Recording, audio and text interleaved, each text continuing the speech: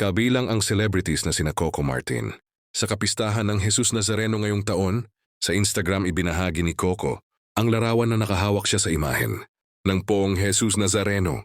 Walang hanggang pasasalamat, mahal na poong Jesus Nazareno. Caption niya. Ibinahagi rin nito ang mga larawan nila na nasa sagradong imahen. Naniniwala raw siyang ginawa siyang tulay ng Diyos upang makatulong pa sa ibang nangangailangan. Pinagmalaki niya na dahil sa pananampalataya niya ay natulungan niya ang kanyang mga katrabahong naligaw ng landas. Kahit pa man sikat na sa larangan ng showbiz, hindi pa rin nakakalimutan ng aktor na muling bumalik sa pananampalataya sa itim na Nazareno. Sa ngayon, patuloy na umaariba ang karera ng aktor at bida sa seryeng FPJ's Batang Quiapo.